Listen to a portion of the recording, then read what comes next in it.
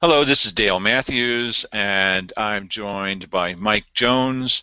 And boy, did we have an interesting meeting this morning. It's time for the weekly business session every Wednesday. We're talking about what happened Wednesday morning, and there were a number of little things that were written, that were discussed in the Daily Courier.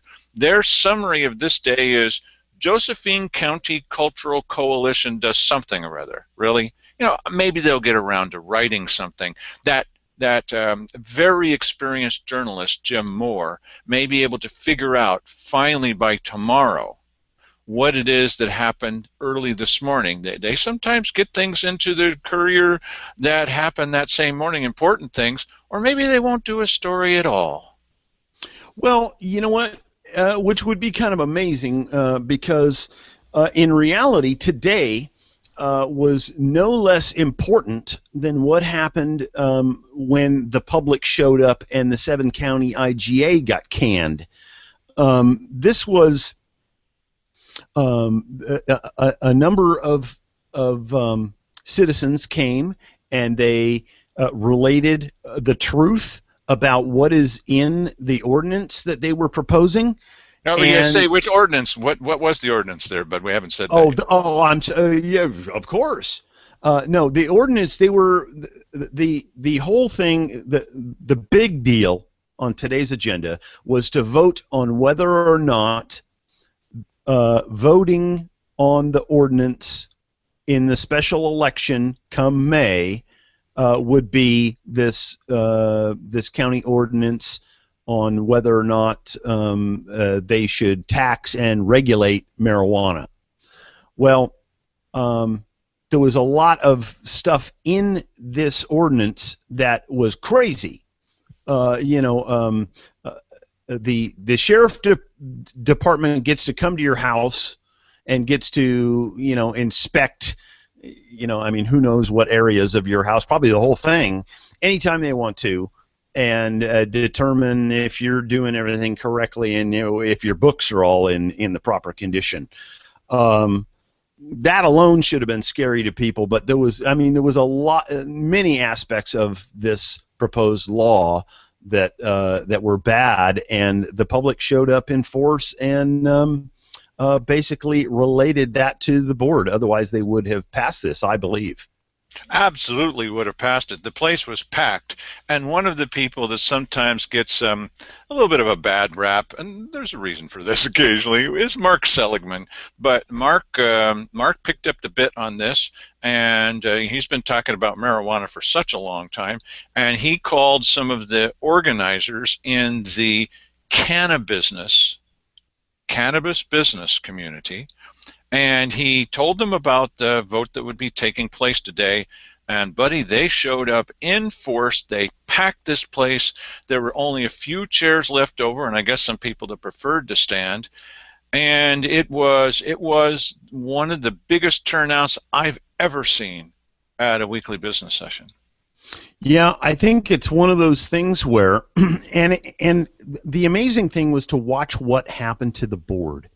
Because the board, I believe, when they came this morning, they had every intention of passing this thing. Oh, absolutely. In fact, they've been saying this for a while. I mean, at the meeting just yesterday, that this was a done deal, buddy. Absolutely, they were going to pass this.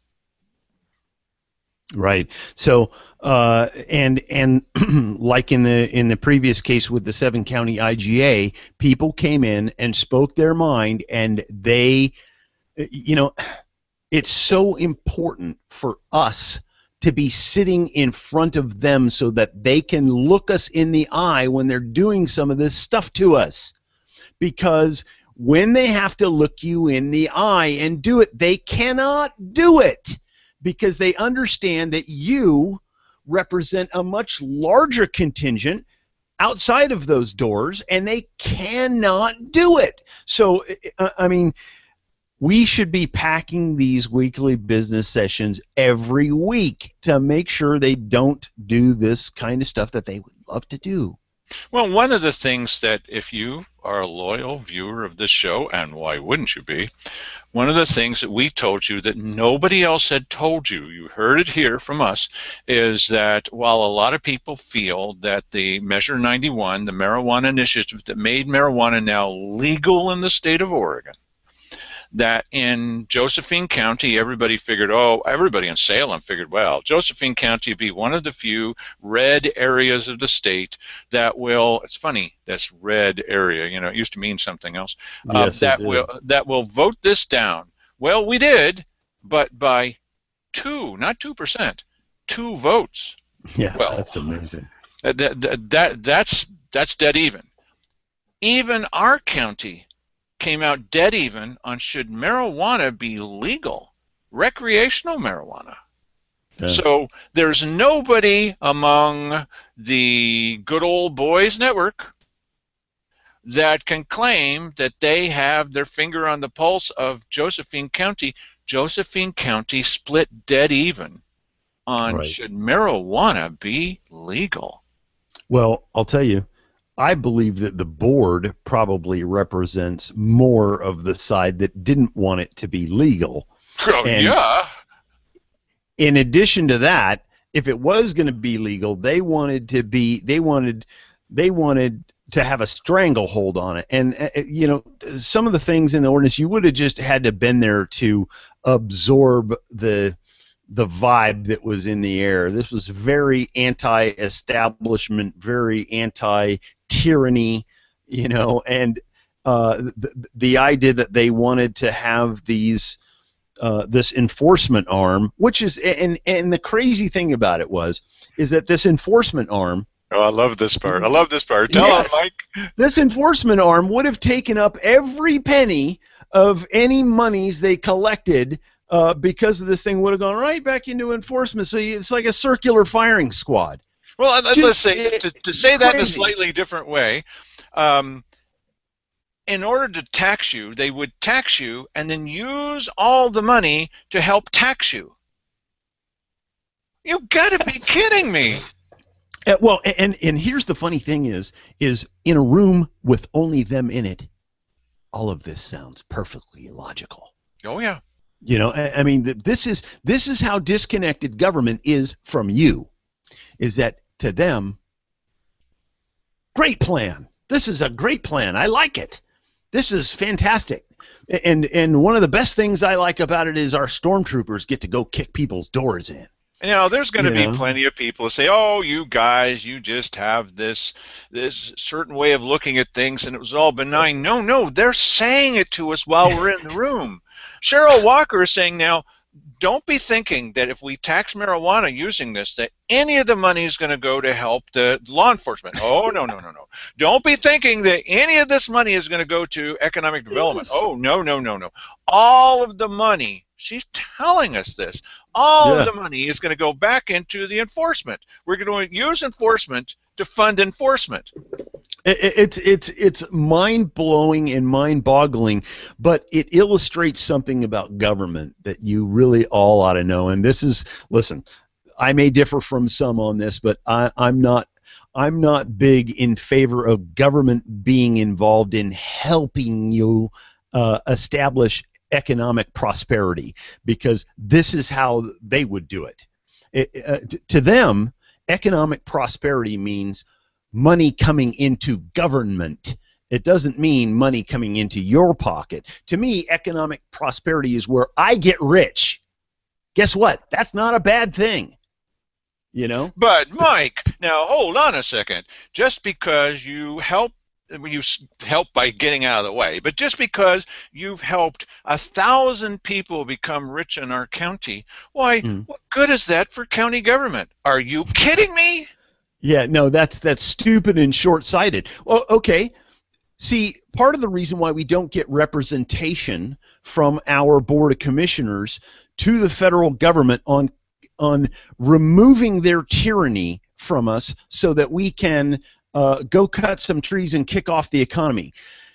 That helps the people in this county, and then government gets the trickle down. They don't get that. To them, if to them, the only money that's good that coming from the economy, I mean, to them, the economy is when you get a big chunk of money from the federal government. You get 15, 20 million from the federal government, the economy is good. Yay. Well, the thing that it makes it sound like I have to be making this up, but I've heard this so many times from them. I've heard Cheryl Walker especially say, well, what good does it do if a bunch of people, a bunch of companies, a bunch of individuals in our community in Josephine County strike it rich? How does that help anybody? Really? yes, and this is a fundamental misunderstanding of this country, I believe, is that that's what this country was set up for. You were supposed to be free so exactly that thing could happen, that you could be rich. Before, only the king could be rich. Now, you could be rich too, or if you were a buddy of the king, maybe he might throw you a couple of, shillings here and there. Or you mean if you're a member of the Rotary Club? Yes, or yes, right, exactly. And that's a very interesting analogy because the system is relatively similar. But if you, in a place where everybody has the opportunity to become rich beyond their wildest dreams, good things happen there, and government benefits too, after the fact. They don't see this. They don't. Somehow this is not a priority to them, or they would be lobbying. Congressmen and senators would be sick of hearing from our commissioners if they were doing it right. Well, the thing also know who these people are. That they have this, I think, a fundamental misunderstanding. I think Cheryl especially has this, and Keith is sort of asleep. Of what economic development means. Economic development isn't supposed to mean more tax money comes into county government for them to spend any way they want to. Right. Economic development isn't handing out a grant to the library, a free gift, and to other places that aren't going to make any money, and say, look, you're helping jobs. They're not helping jobs. Yes, but they're using this Common Core math problem to try and tell how, because of the fact that a bunch of people came in and read books in the library this week, that we created 57 jobs. It doesn't make any sense at all. They should listen. Our county government should not be involved in economic development. They don't know what it is. They wouldn't know it if it came up and bit them in the ass. Pardon me, pardon my Dale's. Oh, you're doing it again. Oh my God, he said it. This show is taking a nosedive because of your language.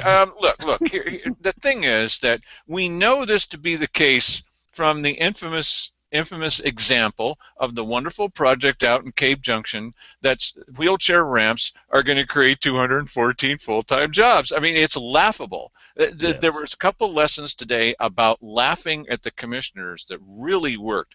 But let me just talk just a little bit more about probably some fundamental misconceptions that you, our listeners, probably have. Remember when you were in high school or maybe in college and you had a bunch of buddies that would get together and drink all weekend or maybe every night, and they were very fond of beer and pizza, of course, and maybe other things, and you thought, well, kind of wonder if they're ever really going to end up making anything of themselves. Well, some of those people may have gone out, I mean, certainly in some places, may have gone out, they love beer so much that they started a microbrewery, and they're making a bundle of bucks now. Or especially those people, those nerdy guys that were always hunched over a computer, and now they have a computer company. Well, the image that a lot of people have in this county of people who love marijuana is something like that. But you're missing the boat, because this isn't the marijuana industry. This is the cannabis industry. This is cannabusiness. And these guys are dead serious. They're not walking to their, I don't know where I am, because they wouldn't be at the meeting. They'd show up tomorrow. No, these are dead serious people that aren't interested in THC, which is the thing in there that makes you high. They're Oh, interested some in, of them are. well, okay, yes, okay, but they're interested in CBD, which is the Yes. thing that they point out, like there's the little kid that has 37 seizures a day. Yes, and again, I iterate, some of them are, Okay. because I think the majority are still down with the THC. You know what? But some of these people are dead serious about making some money.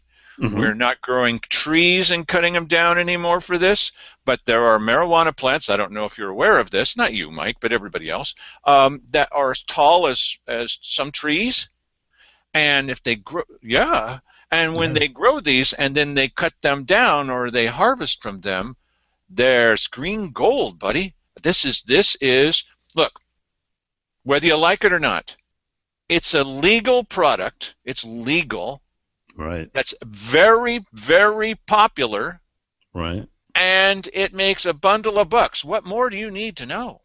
Don't smoke it, fine, but you should be involved in investing in something that is. Where else are you finding something in Josephine? And we're unique. I mean, we're the biggest center for this. I'm not smoking it, but we're Right. the biggest center for this north of Humboldt County.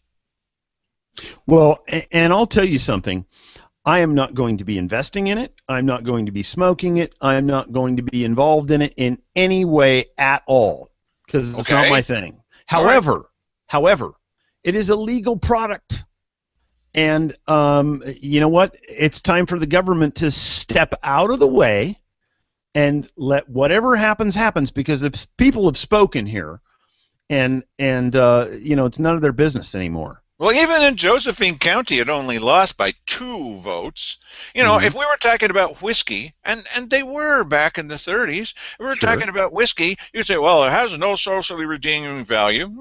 Okay, and it just makes people high. Yeah, whiskey, and it ruins some families. Well, okay, but it's a legal product now, guys. It was illegal for a while, then it was legal, and trying to crush that started not only NASCAR but a lot of organized crime. Now, Yes, that's right. Yeah. what more? What Yes. more do you need? Yeah, why weren't you paying attention during all of that? I mean, you know, I mean, what was when you were growing up and watching the Untouchables, what did you not get about that? I mean, did you not understand at all what was going on there? No, it clearly, this is a situation where, well, and ultimately in the marijuana thing, you know who's going to be coming to town? The feds are going to be coming to town on this at some point. They are going to be active in taxing this product, Oh, you and know who else is going to come into town? hmm, Here's something that, see, what we try to do is give you a little bit of analysis. You're not going to see analysis from Jim Moore of the Daily Courier. You're lucky he writes a story about this. Here's the thing. What's going to come into town is social change. People are going to move here. You're not going to be able to avoid this Rotary Club. It's you for whom the bell tolls, it's for thee. I'm telling you what's going to happen is all kinds of entrepreneurs are going to move into Josephine County and change the atmosphere here into one economically prosperous. Oh no, not that. And also, they're going to bring different values here. And so a number of the people in this room, I know because I talked a little bit about this crazy thing that Cheryl Walker has said about BadCounty.com, about how we're destroying everything. The audience in this room was super receptive to everything that I said. And when I made a couple of jokes, they laughed and laughed. That's who you are. I make a couple of jokes and you laugh and laugh. This is a comedy show. You get the point, right? And so, when people, I had to tell them, Mike, you keep telling me don't yes, tell yes, them. because they would never know. You know, I keep telling Dale, just do comedy. Don't tell them it's funny. I mean, if you have to tell people it's funny, it's not funny. No, no, you need like arrows pointing. Okay, so Yes, here's that the was thing. funny. Uh, You know, you can put in an applause or you know, canned laughter. no, all it says now is Or Wednesday, or in my case, yeah. Yedsuit or something like that. Anyway, because plays backwards on my screen. The thing is that See, it's just, this is one of these things. Dale, stop telling them this stuff. They don't well, need to over my know. shoulder it doesn't say time; it says emit, Yes. which is what we're doing. Look, here's Yes, we're the point. admitting. Yes, that's correct. Social change is coming to Josephine County because we have a unique, it is unique here. I'm not making this up. We have a unique kind of climate and soil, and what has been great for, think about one big marijuana tree versus one big timber tree. Now, Mhm. I don't know the answer to this. Sorry. I mean, we can look this up. Somebody should Oh, look you're this up. talking about value? Yes. Yeah. Yeah, I don't know. And here's the funny thing. A lot of people may be thinking the social change that you're talking about means that we're going to turn in, the entire county is going to turn into Kilma. Well, I don't really think that's what it is. I think it's going to be, it'll be different than that. Because that has a stereotype in some people's mind of Rastafarians and communal living and all that kind of stuff. No, the people who are smoking their own product, they're not going to make it in the long run. It's the people that see an opportunity to take a legal product that's extremely popular and very, very profitable, and they're the ones. Oh, at the beginning you're going to have every Rastafarian or whatever. Sorry, I'm not trying to jump on anybody's case. Oh, we're all going to do it, but they're not going to do it in the long run. The long run people, the people who are going to end up making a fortune off of this in our county, because we have a unique climate and soil. These people are going to make a ton of money, and when you've got a ton of money being made by people who are not members of the Rotary Club, they don't listen to KJO, and they know that the Daily Courier is laughable, and these commissioners, they're not going to stand a chance in that atmosphere. Well, yeah, you might be right. Yeah, you might be right there. That's a hard one to call, I think. And I think the only fly in the ointment that you're talking about here is that other regulation is coming, and they're not just going to let this industry take off and go crazy. They are going to regulate it. They are going to force a certain amount of the black market. Listen, this is a cash cow. The feds, they are not going to let this run free. They're just not going to. And so initially we're seeing the states trying to figure out what they're going to do, the counties trying to figure out what they're going to do, but down the road when this thing is really chugging along and making money, they're going to tax it on the federal level. This is to me it's an inevitability. Any sort of revenue stream that they can grab, they're on it. Let's talk a little bit about what we saw when we were in that room, what we noticed on the faces of the commissioners. You were in a little alcove with Sandy Casanelli. You guys were laughing and laughing. Oh, yeah. All right, so setting this up, here's what I know. So I watched the county commissioners talk about this for a long time. It's very clear that, once again, they did not read this regulation. They didn't read it.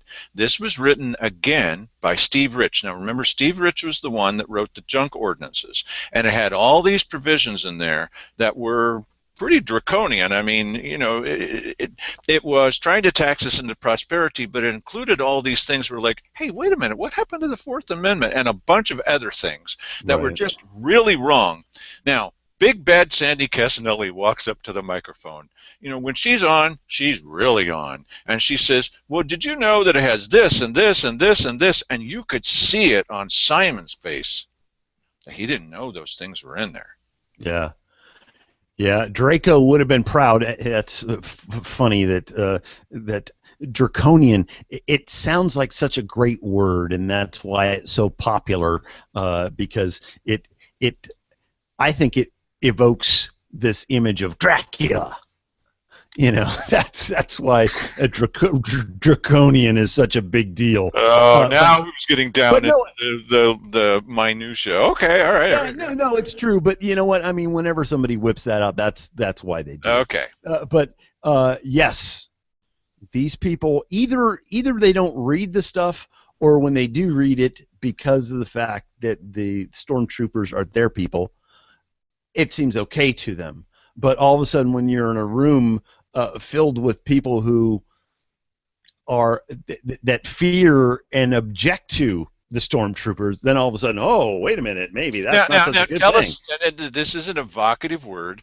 Tell us what you mean again about stormtroopers. Why would anyone describe them this way? I know why, but why don't you tell us, Mike? Well, because the way this ordinance was written, if you register to be one of these, a grower or a vendor, I mean, who all it applied to wasn't really specified, but the fact is that they have the right to come to your house basically at any time and check up to make sure that you are reporting that things are exactly what they are. Your papers are not in order. Your papers are in order. That is a good way of putting it, because they want to make sure that you are conforming to all the rules. And guess what? They're bringing force with them. Right. You're going to have SWAT teams that are coming for this thing. Now, why in the world have the commissioners not learned this lesson from the last time? Do you remember when this went out with there was the 7 cheese pizza, the 7 county intergovernmental agreement? There was also the junk ordinances. There were 4 of them, and they also had the same kind of thing in there. And when Sandy, once again, brought up and said, well, what about this and this and this, and the money is going to go, if you're fined, then that department is going to get that money, and so then obviously they've got a real good reason to fine you, and it's a vicious circle. They didn't see that either, and they lost by 80%. Yeah, you know what? I think it's really odd that they don't have this kind of sight. I mean, anyone reading that who is living outside their circle sees it and goes, yeah, no, this is not good. But somehow, either they read it and they don't see it as a problem, or they just go, I was just going to rubber stamp that without reading it. Yeah, So, right. And then Cheryl's laughing. You remember how she laughed about this thing about people just don't understand about economic development. Well, right, yes. she was laughing about this one also because 214 jobs, of course. Yeah. So she was laughing about this, and Keith Heck also said that the people in the room were laughable. Okay, that's a real good way to endear yourself to them. And they were saying, well, we had all of these town halls where we asked people what they thought, but they had never yet shared with us what the details said. And that's where the devil is. It's in the details. So Sandy gets up and she says, I insist that you put the entire wording of this in the ballot material, and then see how many people vote for it. And Simon Hare looks stricken. Yeah. Well, that's because, here's the problem. And this was something that was very evident today, is that Simon, he rotely memorizes a lot of information so that when he gets on a roll, he can just lay out this lineal thought process that can go on for 20 minutes. Like an encyclopedia, but no analysis. Yeah, right. No, exactly. But here was the funny thing, was today you can see him analyzing this whole situation as he's speaking. He is trying to figure out what he thinks of it by speaking for 15 minutes. And it was really something to see, because he was kind of wetting his finger and sticking it up in the air. Yeah, but he wasn't wetting his finger by sticking it in his mouth. Well, okay. But the bottom line is that this guy impresses a lot of people, but the more you watch him, the more you realize this guy is he's just a machine, and he's political, and he's kind of practiced this process, and he's an intelligent guy, and he sucks in all this stuff and spits all this stuff out, but man, he isn't thinking any more than anyone else on that board. And here's the thing: when you're sitting there in the audience and the place is packed, the one big thing that happened, I mean, most people are going to say, well, you know, the key to getting things passed is to pack the house. I've seen it with a lot of people in it before, and they just passed right on by. Mm-hmm. I mean, they just passed it anyway. And their typical argument: it doesn't matter how many people show up. How many times have I heard this? It doesn't matter how many people are here, especially from Simon, because we represent all the people, and so many more people. Well, Cheryl tried that. Oh, people are begging me to do this. You know, 80%. It's mathematically proven. She was full of it. 80% said no. But just go ahead. There's one more point. No, go ahead. No. Okay. So what is the real key? I think I put my finger on it today. Laughter. Now, that may not sound like much, but this audience, the further we went, the more they were laughing, just literally laughing out loud at the commissioners. And then Simon would say something and they'd just laugh. Cheryl would say something and bring a big laugh. Keith would say something and it would practically bring the house down, because they weren't making any damn sense. And nobody there was this wonderful exchange. Now, I'm going to exaggerate it just a little bit for for comedic effect, but Wally Hicks, just a second.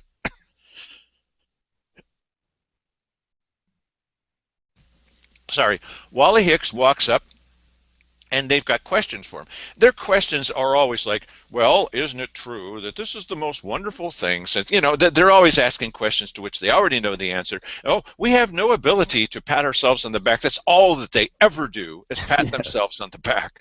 And so Keith says, well, I'm exaggerating just a little.